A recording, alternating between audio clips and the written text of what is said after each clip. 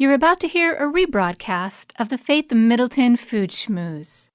This segment originally aired in May 2018. I got that sunshine in my pocket, got that good soul in my feet. I feel that hot blood in my body when it drops. It's great to have you joining the party on the Faith Middleton Food Schmooze, inviting you to eat, drink, and be merry with us. We're in our culinary studios at the Big G Gateway Community College in New Haven, 5 kitchens. On the show, we're going to talk about a book that has just come out, so utterly fascinating because it involves a substance that we all know. You can use it in cooking, in cleaning after cooking. In so many ways, it'll blow your mind. It is the most inexpensive product, and the whole book is devoted to it. I can't wait to tell you about that. Alex Province, who is both now our Southwestern correspondent and spends half his time here, is in the studio this time, and he has brought a wine. This is a box wine, and it is from France, the Rhone region, and it is gangbusters. 4 bottles in a single box, and you cannot believe the price and how delicious it is. So, Robin Doyen-Aiken is here, our senior producer. Hey, everybody. Hey. Hi, Hey, here we go. Alex is a wine broker and has brought us something. Alex, it's so great to see you face to face. Okay, so I'm holding something that is a box. It looks like a small cardboard box. Smaller than a bread box. Smaller than a bread box. And it is a wine that you have brought to us in the past that I have raved about. It is a rosé from the Côte du Rhône, and this is the 2017. This has become a box wine. Can you explain this to us before we taste this? So everyone thinks of box wines as being industrial and inexpensive, cheap wines that you wouldn't want to drink. But in Europe, it's part of alternative packaging where it's better for the environment. You're not shipping glass. It's completely recyclable. More affordable for the vineyard. Much cheaper to actually fill it than it is bottles. But how does it benefit the consumer? Well, that little box you're holding cheaper. is 4 bottles of wine. It seems impossible. I think, it does. Are they cheating? I mean, like, how can 4 right, breaking Robin? the laws of physics. How do 4 bottles fit in this little tiny box? Where they're squeezed that I can in, hold with just a few fingers? It's unbelievable. Yeah. But true enough, if you look at all the packaging, 4 bottles are in here. This is Domaine Le Clos de Lumière. So we've had this on the show before. It is a pale and gorgeous rosé, dry, that just seems to go with everything. You keep this in the refrigerator. It's got one of these little spouts that you just pop out of the box. And we just did this, and it's the most fun. So let me just pour a little of this into my... Alex, can you come around and hold me? Okay, you do that. You press the little plastic thing. Okay. Go ahead. Oh, yeah. Okay, that's good. Wow. Yeah, there it is. All right, we all have it. So just as a reminder, Domaine Le Clos de Lumière from the Côte du Rhône region. Where's the Côte du Rhône? So in the south of France, near the city of Avignon. So it's on the edge of Provence. Exactly. The very far south, part of the Rhone River, and then it's technically from a little town called Fournaise. So the name Domaine Le Clos de Lumière means... Clos is like a little clos of light, like a medieval abbey, and Lumière is brightness or light or something. I am knocked out by this. The quality is the quality is unreal. So here's my big question for you. First of all, what does this sell for a box? So there are 4 bottles in there. So you buy it by the box, and a box will be about $34, $35 for the consumer. And then let's say $35. Sure. And there are 4 bottles in there. So $8.50 a bottle. And the idea, Matt and I were laughing, if you're a daily drinker who likes to have wholesome, well-made wine, like you come home from work, you want to open up a bottle, there's not a cheaper way of buying authentic French wine than this format. I mean, you'll never buy a bottle for $8.50. This tiny cardboard box fits in your refrigerator shelf so easily because it's so small. and you just take airtight. the little spout. It's airtight, and this is the thing. Yeah. How long can that sit on the shelf? Forever. So it'll last weeks and weeks and weeks, months actually. Without going bad. Because it's the air that makes wine spoil. It turns it into vinegar, and no air can get in. Inside this cardboard, and it has as little ink as possible, so it's all recyclable. It's just raw cardboard. Inside is a little bladder, and that's airtight. So as you pour, and you'll get every last drop out, air doesn't come in. So essentially, it's its own little wine tank. So Alex knows that when he brought this in bottles into the studio in the past. You can search it on our website, foodschmooze.org. And when he brought this in, I was knocked out by the quality of this.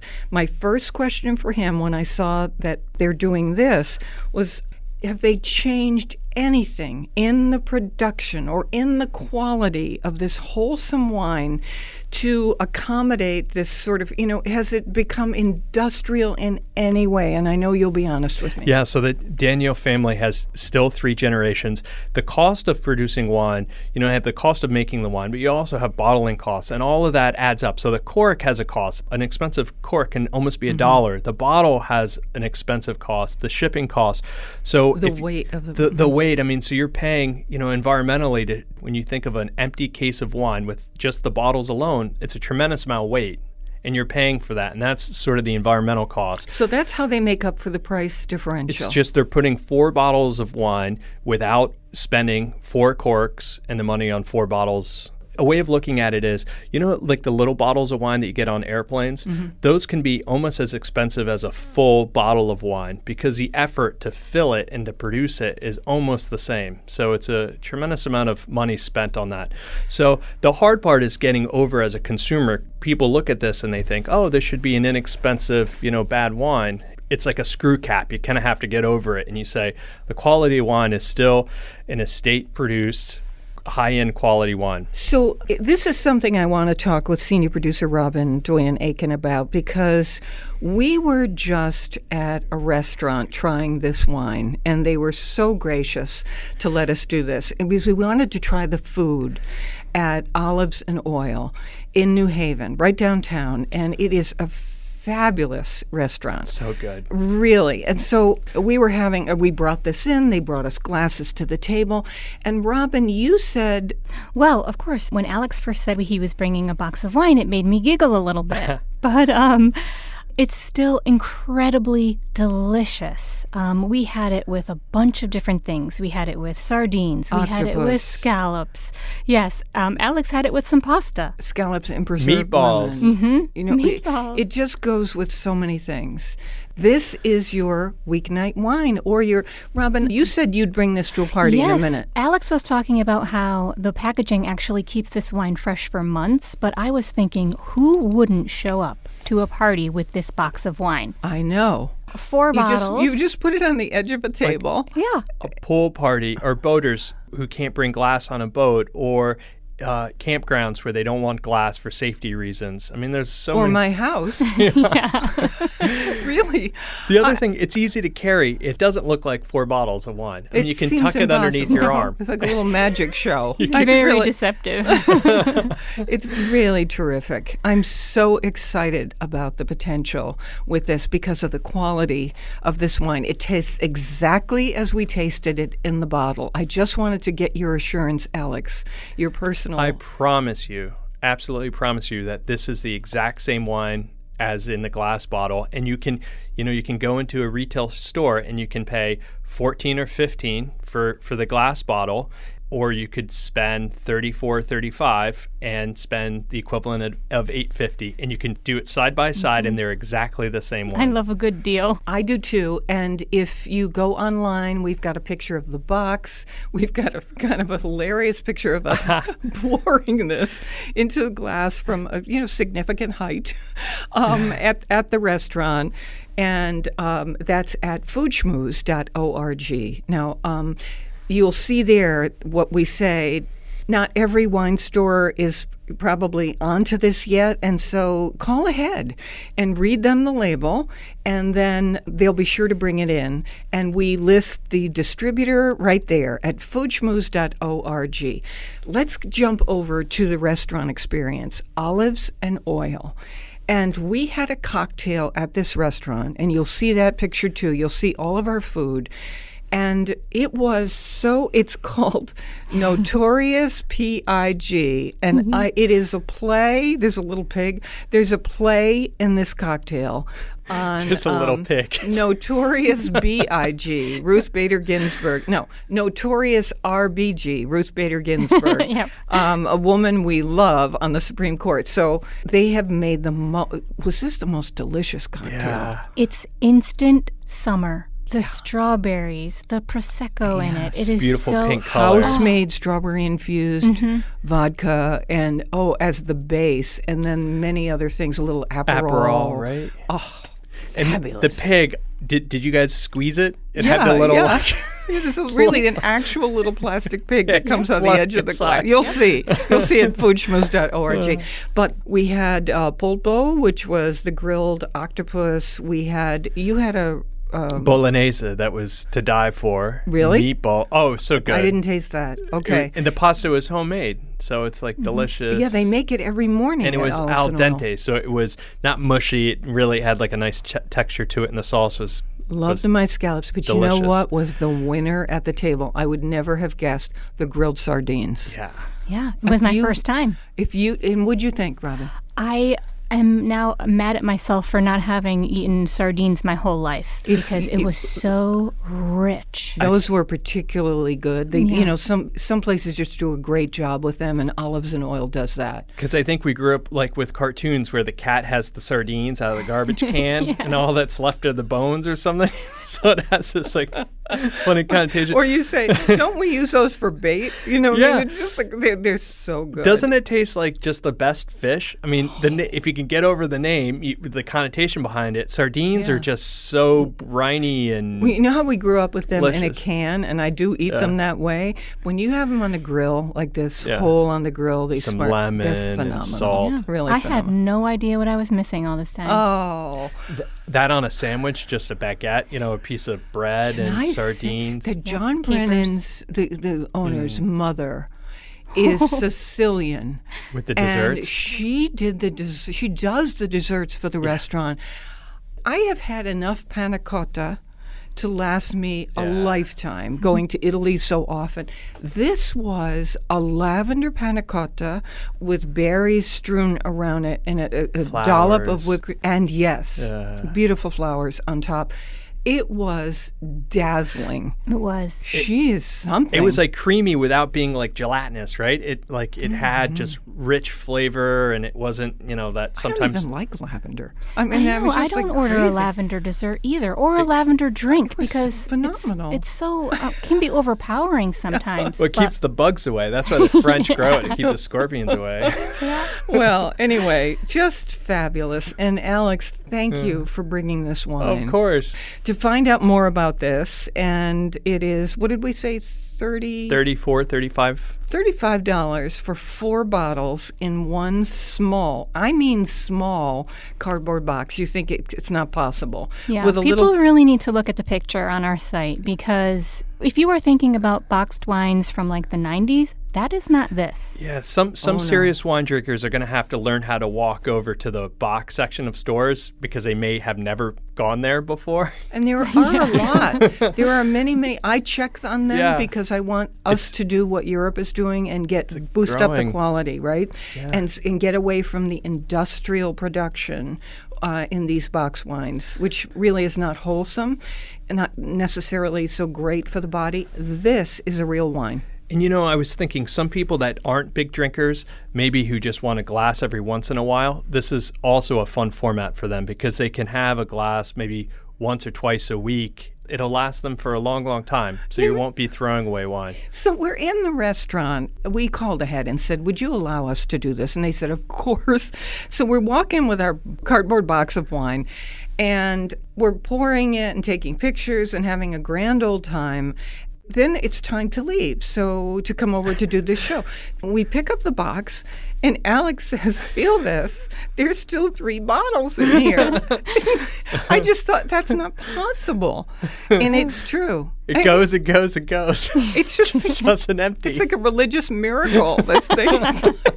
There's a hose attached to the wall or something. Aside from all of those other benefits, it's just delicious wine. It's I delicious love it. wine. All right, here's what we're going to do coming up in our next segment.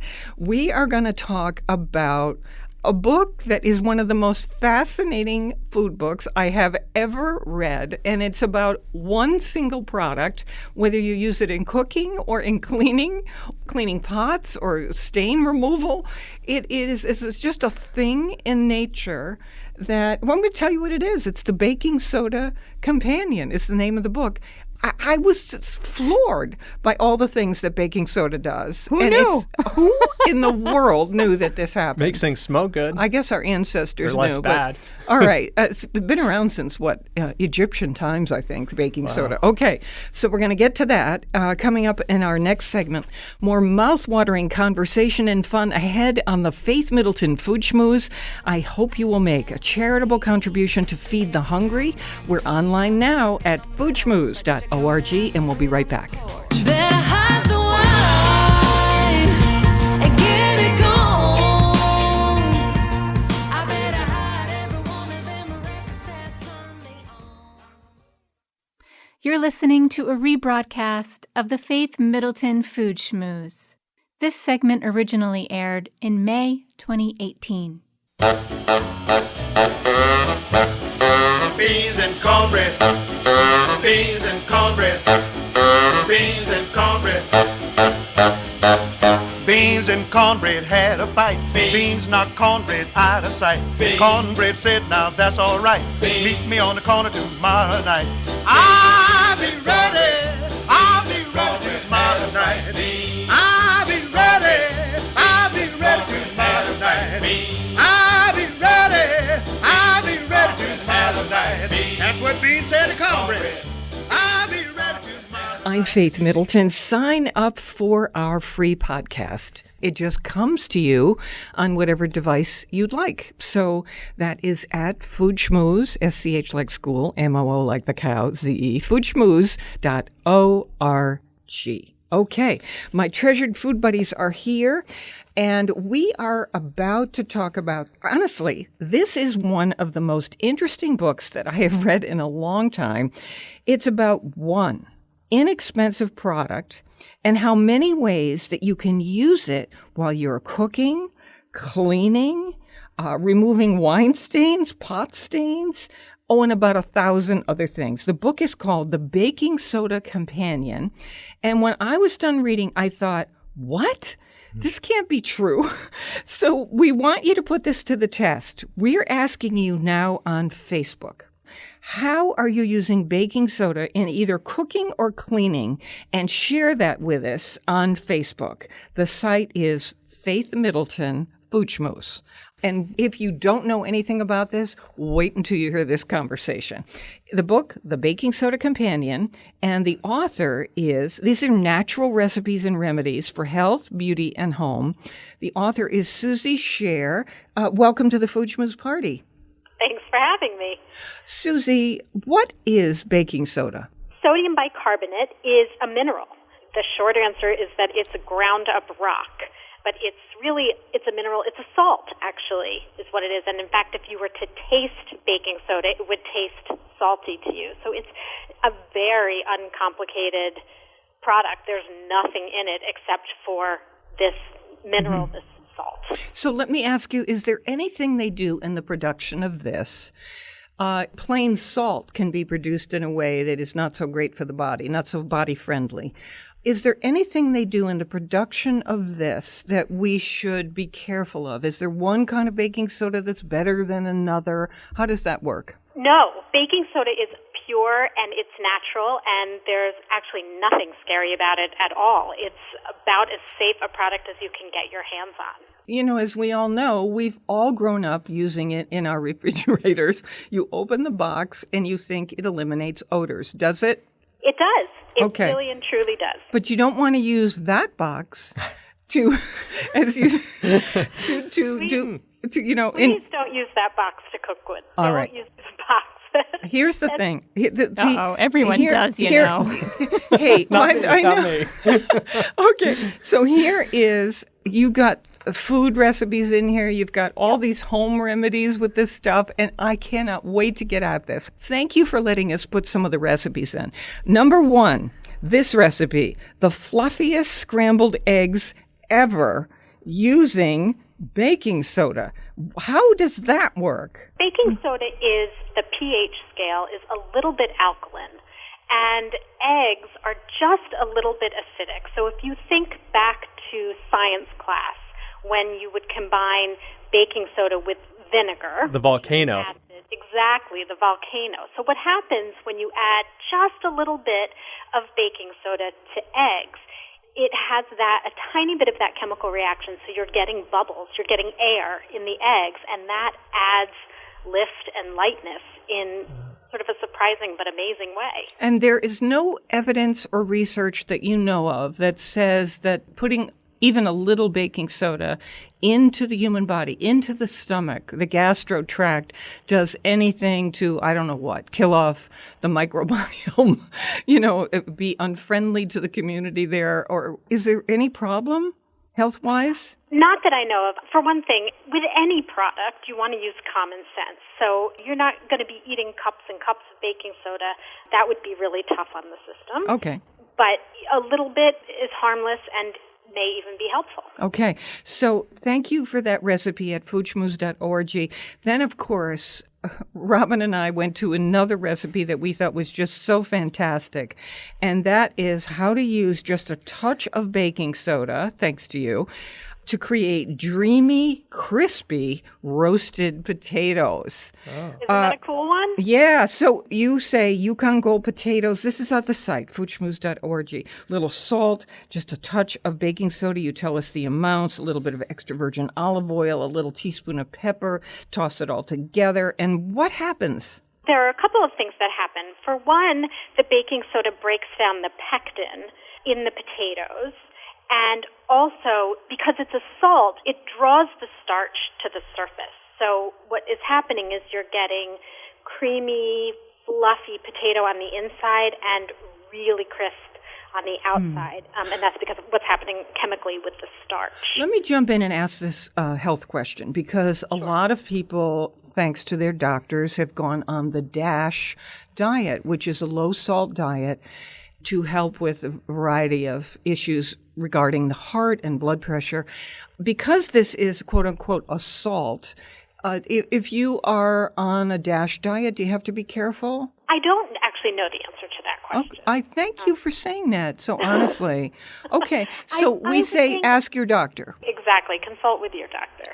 So here's the third recipe. This is amazing to me, and I really want to understand this. You give us a recipe, and we put it on the site. Homemade ramen noodle. This is a hack. You can take regular noodles, add baking soda, and turn them into ramen noodles. And if you're a ramen noodle freak, you will go, oh my God, how do I do that? So tell me how this one works. So, for one thing, when you think about the way that ramen noodles taste as opposed to regular spaghetti, there's definitely a flavor component that baking soda adds, this sort of alkaline, a little bit intangible flavor. So that's one thing that's happening. The other thing is that something chemically goes on with the baking soda that changes the texture of the pasta. So instead of being soft and tender to the bite, it becomes more elastic and sort of springy, and that's one of the signature aspects of ramen noodles traditionally. So you can actually take regular spaghetti, Yes. and a little bit of baking soda, we give you the recipe, and some water, and turn it into the same, this is why it's a hack, to turn it into the same texture and profile of ramen noodles. Yep. So very cool. It's a close imposter, I would say. So here's a recipe you have for a tummy tamer.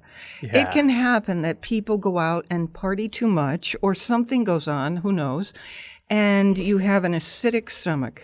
And Right. some people will run to get various over-the-counter stuff. You saying that we can use baking soda and water to create a tummy tamer? Absolutely. If you were to look on the back packaging of a lot of over-the-counter antacids, you would find that the active ingredient in many of them is, in fact, baking soda. In the same way that it would balance sweetness and acid in a dish that you're cooking, because it's alkaline, balances the acid in your stomach. Yeah, this I know that you have to follow the instructions perfectly because you want to use a very small amount of sodium bicarbonate, because otherwise it'll produce copious amounts of gas in your intestines, which can actually be bad. So Yeah, then you're just trading one problem for another. Yeah, so and so read the back of the box very carefully when you use that. Yeah, exactly. Follow the recipe and don't think more is better. No. This is what we all do. Yeah, this be is like not Willy- like chocolate. Like Willy Wonka, you'll be floating up to the ceiling fan or something. And no one wants that. Okay.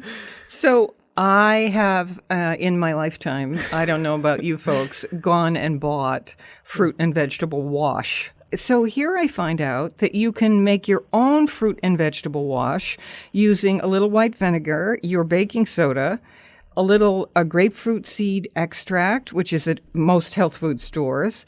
So why does it remove bad stuff from fruits and vegetables? Well, because it breaks down some of the waxes on the outside of produce. A lot of produce is waxed, and that's not something that you really want to ingest.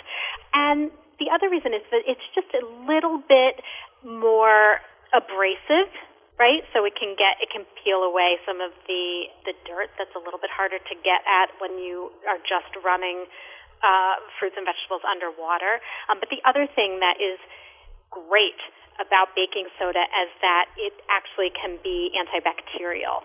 So some of the icky germs that are on the outside of fruits and vegetables from other people handling it in the market, from Rolling around the floor. harvesting it, we all try to wash our hands and be clean, but you can't count on it. Yes. So we would say with something like this, because we've had all these E. coli scares and all that, I wouldn't assume that anything we talk about on the show is going to automatically eliminate E. coli or something. It would be irresponsible for us to suggest such a thing when we really don't know. But I hear you about this, Suzy, that it can be very helpful in many ways. Now, having said that, let me just add in that in modern food production now, in the corporate world, the nasty juju, the poisons are it's sort of bred into the development of the fruit or the vegetable. And so you can't just take the skin off and think, now I'm safe. I thought so, and then scientists called me and said, It's inside the fruit? It's inside ejected during the development of the fruit. So it's on the inside as well as the outside. So all the more reason, if you can possibly afford it, to try to afford organic if you possibly can. Sometimes I can't. They don't have it. Okay, so here was one I adored, Suzy, which is how to make your own dishwashing powder. I buy dishwasher powder all the time, and it's not cheap. And, I buy the one that I think is going to keep my glasses super clean. And you have this recipe using baking soda. How does this go? I mentioned in the book that this was a discovery that came about as a result of desperation. I had people coming over to my house, and I had run out of dishwasher detergent, and I had a sink full of dirty dishes. And so I did a little research and found that a little drop of liquid dish soap and baking soda works incredibly well. It's an especially great dishwashing solution if you have hard water. You'll find amazingly that you end up with a lot fewer spots on your glasses. The cool thing about baking soda is that because it's a salt, it's made up of a ton of tiny little crystals that are actually water soluble. So I always joke that it's like Mary Poppins. It's firm but effective. So when you wet baking soda, the edges of the crystals begin to soften just a little bit. So it's a good scrub, but it won't scratch the surface of whatever you're cleaning. I mean, it's what makes it such a great cleaning product. So here's my Lucy Ricardo moment, and this was an episode of the show, except it happened to me. I got it in my head one night that I could just, why was I buying this product? I could just put dishwashing detergent into my dishwasher container. And so you're going to see this recipe, and you're going to be tempted to add more than what it says, which is just 2 drops of dish soap. Don't do what I did. Don't be enthusiastic. The bubbles and suds coming out from every corner. You cannot believe it was pouring out of the locked door all over the kitchen floor. It was like pouring out, like, it was unbelievable. So you just do that once. Pay attention to that recipe. We've got only a minute to go, Suzy. So let me quickly say there is a recipe in your book, The Baking Soda Companion, for how to make your own silver polish, how to clean enameled cast iron cookware. I have a lot of that. Yeah. How to get red wine stains out. We're trying to make this very food schmooze centric. There's something in here about a shower curtain cleaner or something. How to clean the grill with baking soda and water. It's a good abrasive, which makes sense. And how to get rid of a lot of the odor in your compost bin. That can be really odorous. And how to use baking soda to sweeten your tomato plant. This is an old thing that people have done for a long, long time. The baking soda, by the way, goes back to, what is it, the Egyptians? Yeah, absolutely. Does anyone still brush their teeth with baking soda? Like my mom used to do that. I don't know somebody if it's good or not. Made a commercial brand of toothpaste. It's just fascinating to read this. It's a fascinating book, Suzy. Thank you so much. Thank you so much. Pleasure to talk to you. The Baking Soda Companion, Natural Recipes and Remedies for Health, Beauty, and Home. There's a lot of beauty stuff in here that was really interesting to me. Okay, it's at our food site, foodschmooze.org. We love the local. Please support your local food growers and food makers. You can get our podcast, as you know, at foodschmooze.org, and we'll be right back.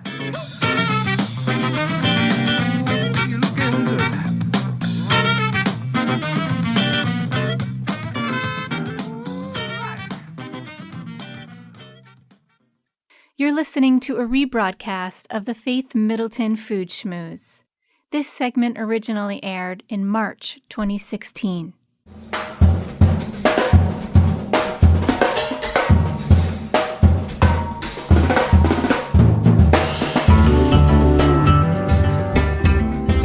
This is the Food Schmooze Party, offering the richness of life and coming to you in Connecticut, Rhode Island, Massachusetts, and New York, including Westchester County, the East End of Long Island, of course, the Hamptons.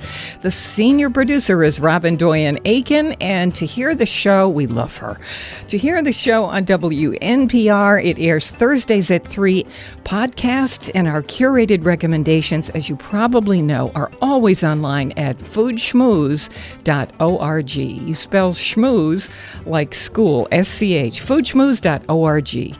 Of course, we want you to talk with us on Facebook. When it comes to food and culture, everybody's Irish on St. Patrick's Day, Puerto Rican when the homemade coquito drink comes out in January, and everybody's Jewish on Passover or Rosh Hashanah.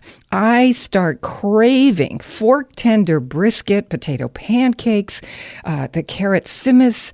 And sometimes on the show, we like to do a mashup of holidays. For Easter, instead of ham, we'll try Puerto Rican pork shoulder marinated in garlic, fresh citrus, and wine.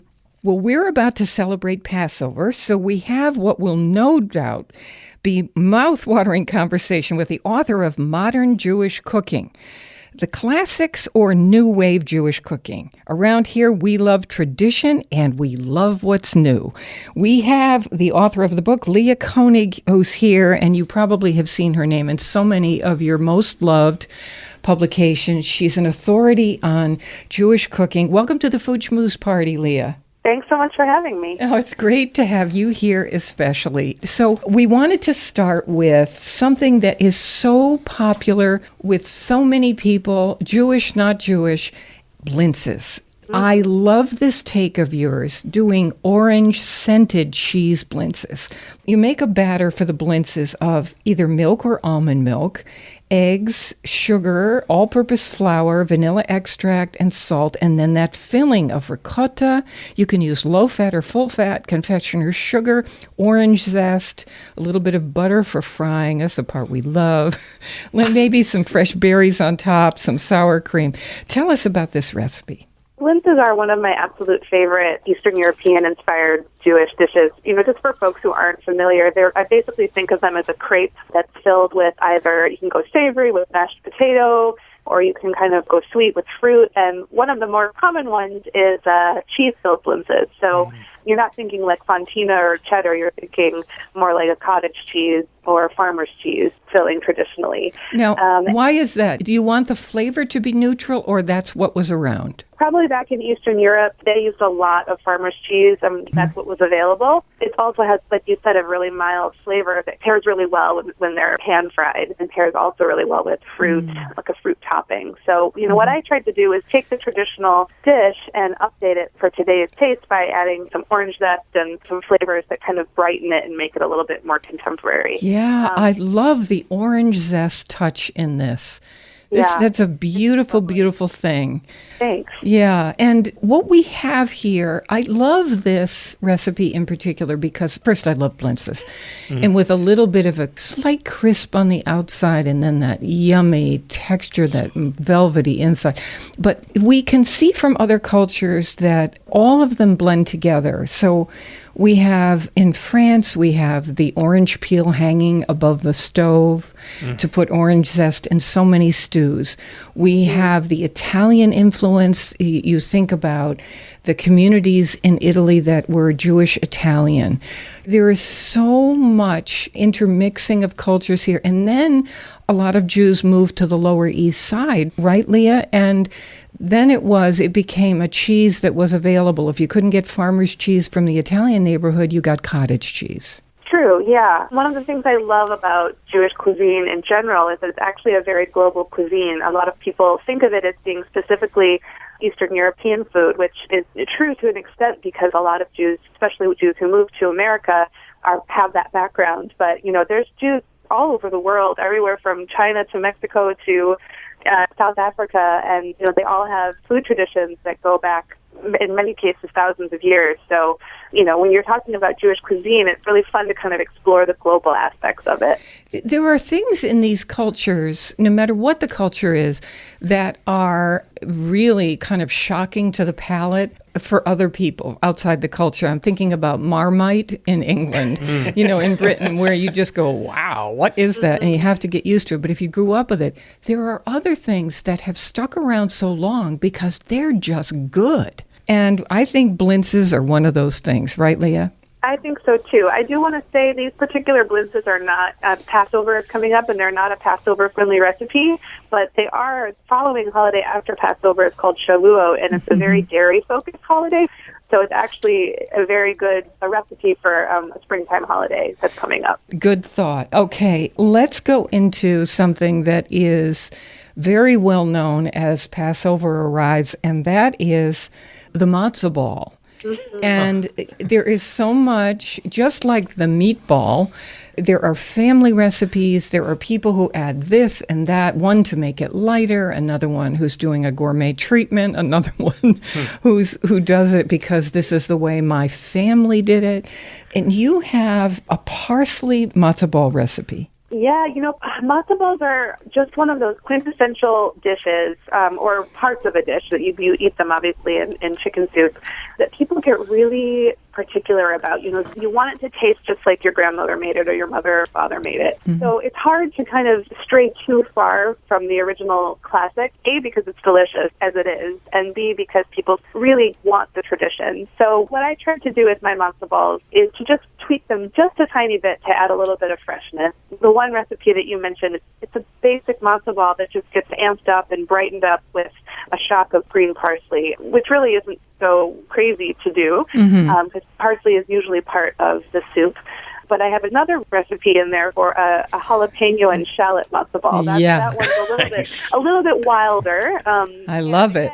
takes the traditional matzo ball and just infuses it with a little bit of spice and a little bit of that caramelized shallot flavor. So it sounds crazy, but it actually tastes well within the realm of tradition, but with just a little bit of a twist. Oh, So. we love it. I was going to bring that up. These are on facing pages in the book, which is called Modern Jewish Cooking. The author is with us, Leah Koenig. When you say modern Jewish cooking, when you say I'm updating or putting a spin, what's your philosophy about how to do that? It's a good question, and I think it's a question that every generation of Jewish cooks kind of has to answer for themselves because, how we eat is sort of always evolving. But for me, what it means is really having an eye to seasonal flavors and, local and seasonal ingredients. And then also, as you were talking about earlier on the show, blending cultures within a cuisine. Jewish tradition has so many cultures contributing to the larger canon of the cuisine, but also just reaching outside of the Jewish world and saying what's around us, what's inspiring and how can we play in a fun way with flavor. That to me is what modern means. It's new and interesting flavors and a sense of seasonality. Well, we have here a Moroccan chicken with preserved lemons, and everyone here in this room, we are nuts about preserved lemons. And so this would be a dish for Moroccan Jews on Shabbos, right? And Yom Kippur? Yeah, it would be definitely a dish that you would see on the Sabbath table. Preserved lemons are a hugely popular ingredient throughout North Africa and the Middle East. They found their way into Israeli cooking via those channels, and chicken is kind of the quintessential Shabbat dish. In Eastern European cuisine, you'd have a basic roast chicken, and this for me was a way of looking to the Moroccan and Moroccan Jewish tradition and saying, how can we find new ways to do things that make them a little more interesting than what we've had growing up. And I'm talking about with my own background being Eastern European. And we're fully aware on the show because we love both, no matter what the holiday, what the culture, we love tradition and we love what's new and how things change. And so we respect you if you say, I want to make it the way my family made it. That's important too, for memory, for whatever. And then we love people who are doing what Leah's doing, saying, how can I update this a little bit, put a twist in this that makes it a little more interesting? In the end, as long as it's good, as long as it's about memory.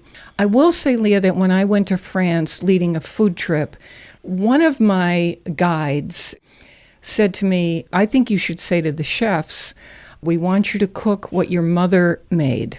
And we did that. And he said, you will experience France in a way that nobody does anymore. So there's a great debate about things changing in all these cultures. No doubt some of the people doing the innovative things, like Ferran Adrià in Spain, it's like fabulous and exciting and interesting. And then we have the traditionalists. So I love this interplay, the borrowing.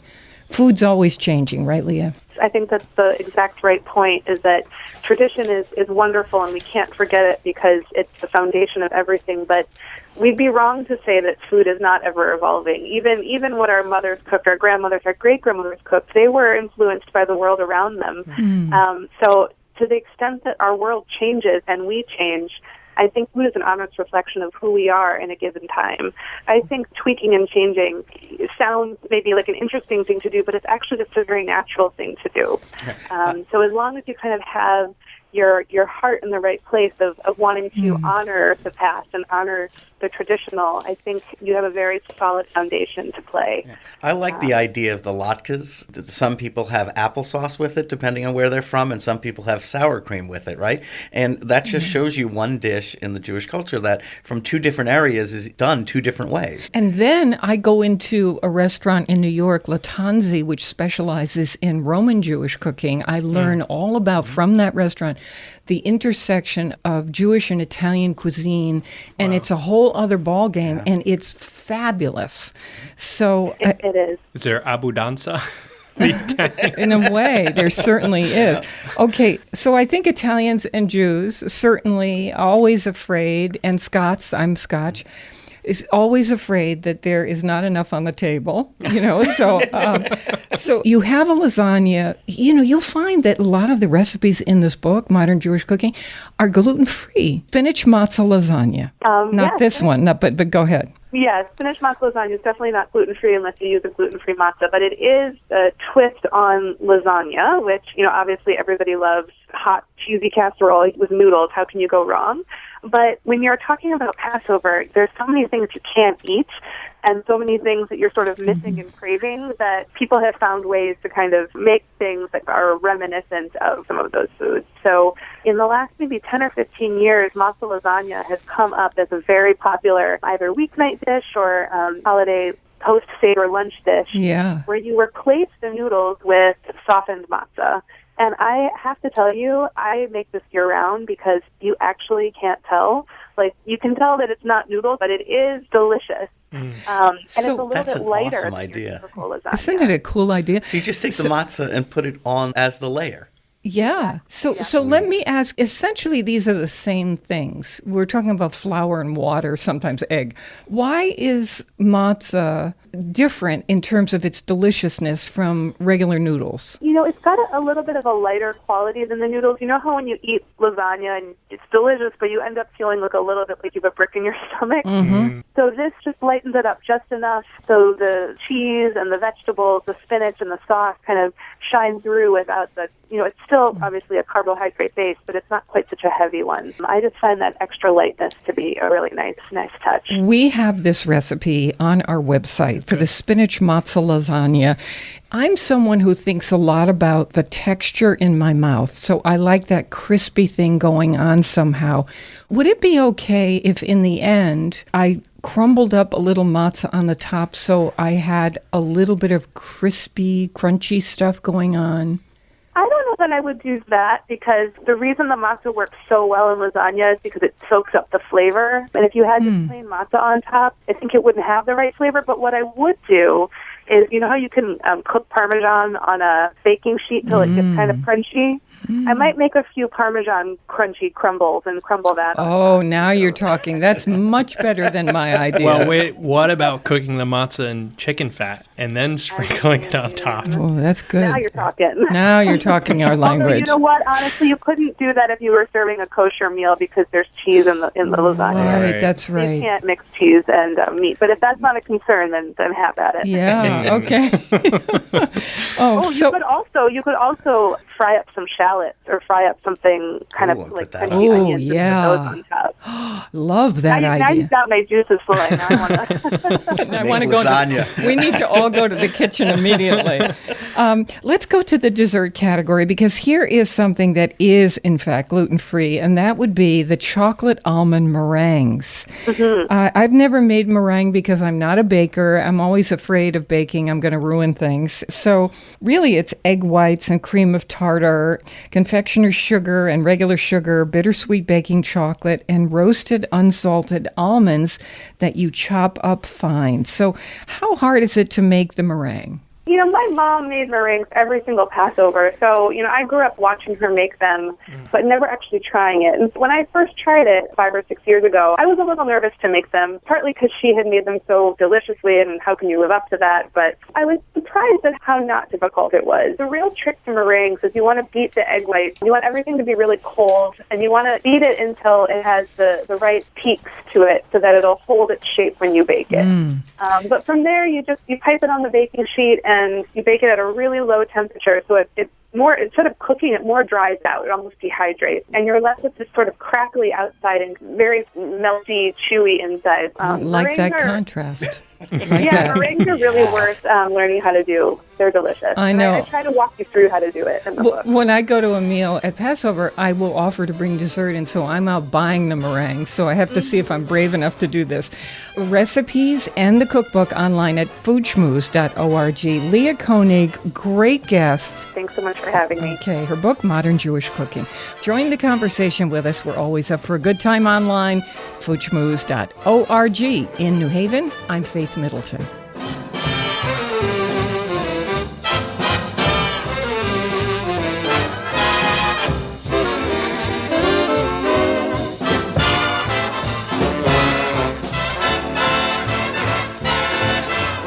Everybody eats when they come to mind.